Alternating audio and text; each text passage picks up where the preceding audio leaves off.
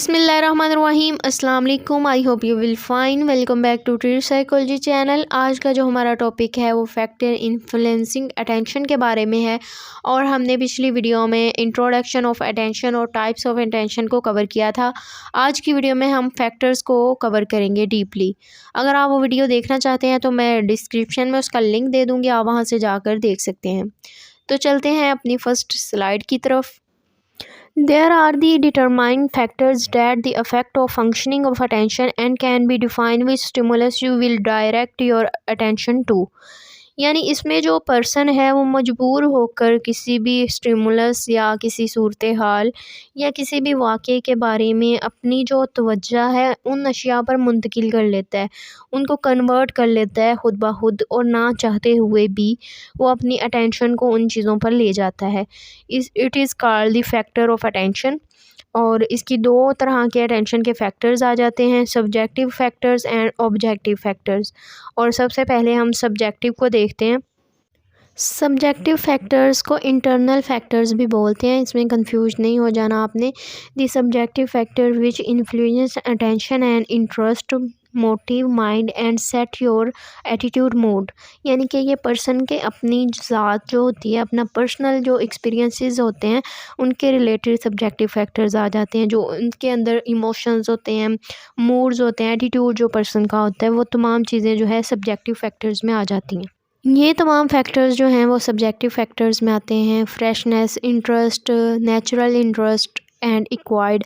ये इंटरेस्ट के दो आगे टाइप्स हैं, motive, curiosity, mental readiness, physical health, emotion and attitude. ये तमाम जो हैं सब्जेक्टिव फैक्टर्स हैं और हम एक एक को देखते हैं। नेक्स्ट फर्स्ट वन पे आ जाता है freshness. Freshness when individual is fresh than the more attentive rather than the tired and sleepy. Absolutely, जैसा कि आपको पता है कि पर्सन या इंडिविजुअल अगर ताज़ा दम है, फ्रेश है, तो वो अटेंशन जो है अच्छे तरीके से दे सकता है। इसके ऑपोजिट अगर वो थका हुआ या नींद की कैफियत में है तो तवज्जो देना उसे मुश्किल हो जाएगी। जैसा कि आपने अक्सर सुना होगा कि सुबह सवेरे सबक जो याद किया होता है वो ज़्यादा देर तक इंसान को याद भी रहता है और वो जल्दी भी याद हो जाता है। उसकी वजह यही होती है कि सुबह टाइम हम फ्रेश होते हैं।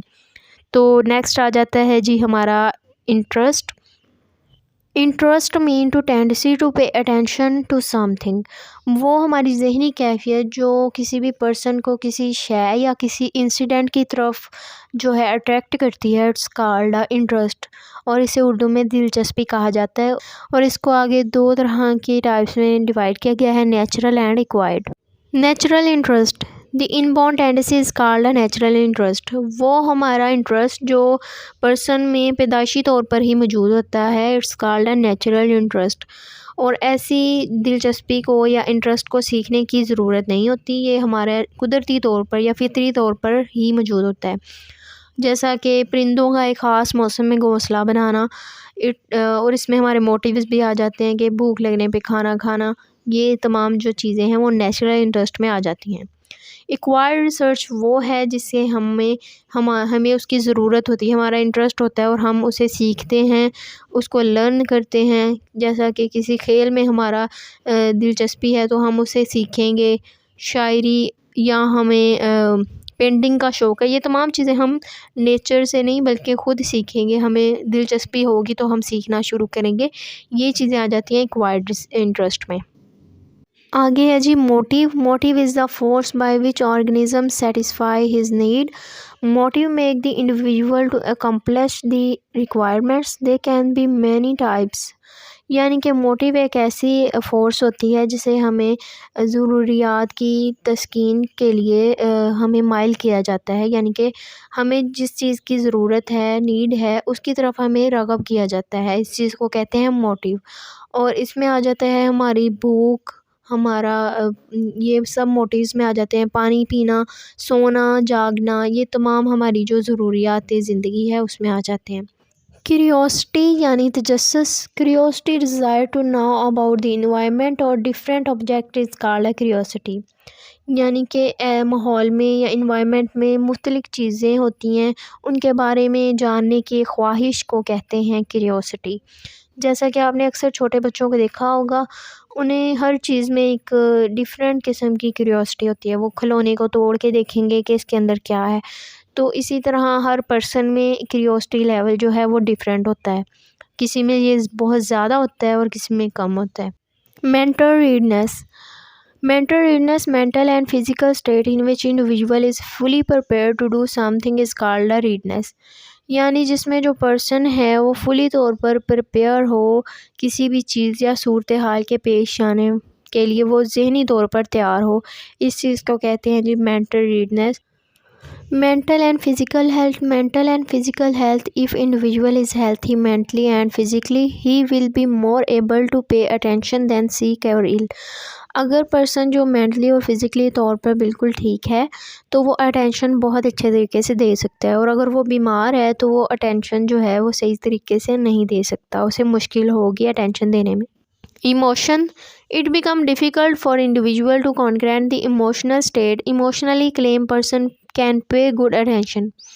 इमोशनल जो हमारी कैफियत हैं इनमें भी हम ठीक तरीके से जो है अटेंशन नहीं दे सकते। फॉर एग्ज़ाम्पल बहुत ज़्यादा गुस्से और बहुत ज़्यादा खुशी में हम अपनी अटेंशन या फोकस नहीं कर सकते किसी भी चीज़ पर।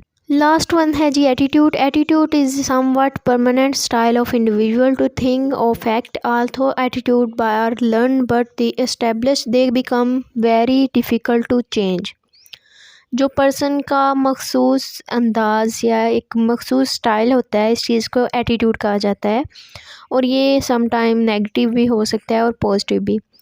और अगर जो पर्सन है किसी चीज़ के बारे में पॉजिटिवली सोचता है तो डेफ़िनेटली उस पर वो अटेंशन जो है अच्छे तरीके से दे सकता है। अगर उसका किसी चीज़ के बारे में नेगेटिव पॉइंट ऑफ व्यू है तो वो कभी भी अटेंशन नहीं दे सकेगा उस पर, चाहते हुए भी। तो इस चीज़ को कहते हैं एटीट्यूड। उम्मीद करती हूँ आप लोगों को वीडियो अच्छी लगी होगी। अगर अच्छी लगी है तो लाइक एंड सब्सक्राइब करना ना भूलिएगा और मुझे दुआओं में याद रखिएगा। अल्लाह हाफिज़।